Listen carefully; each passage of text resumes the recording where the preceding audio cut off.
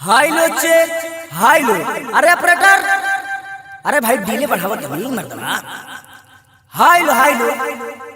हाँ बहुत बढ़िया बन रहा। तो जी हाँ मेरे दोस्तों, आज की रात आप सबके बीच आप सबके हिलाने के लिए सॉरी गलती हो गया। आप सबके हिलाने के लिए नहीं, आप सबको हिलाने के लिए आ रही है मिस मनरखनी। तो आप सब रात भर प्रोग्राम का आनंद लीजिए।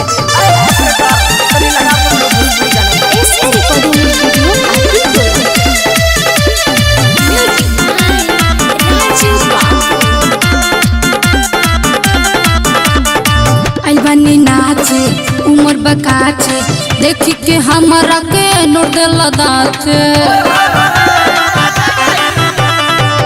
बनी नाचे उमर बकाचे देखी के हमरा के नोट देला दाचे। बड़न बड़ पीछा बैठ तू नीचा तोहरा न कुछो भेटाई। धीरे धीरे मजा ले हब पाई हरा न तनी को बुझाई। धीरे धीरे मजा ले हब पाई हरा न तनी को बुझाई।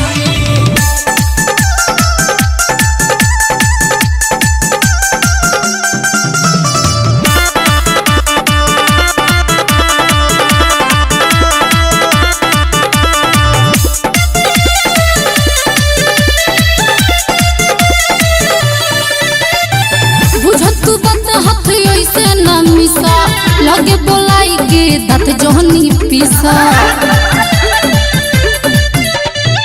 रोटी के पीछे वो बाटे जरूरी तनी सा कपड़े पर हो जाई पूरी। गुरु तनी सो पर लग जाई पर जानी भिरी सभे आई।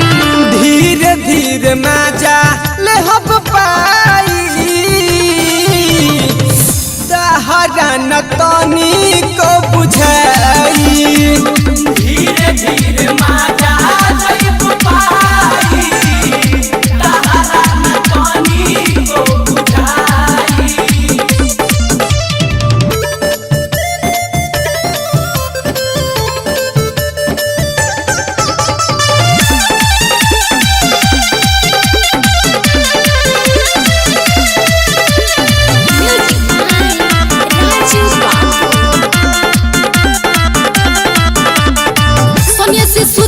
दिखाओ जनी गोडी 2-4-5 हो जाई नाई बॉडी। पहले से पता रही पैसा से जो खती तोहरा गढ़ा के पानी तब सोखती। ढेरे आई गोइले केहू नहीं पइले धन अपनइला। धीरे धीरे मजा ले हब पाई हरा न तनी को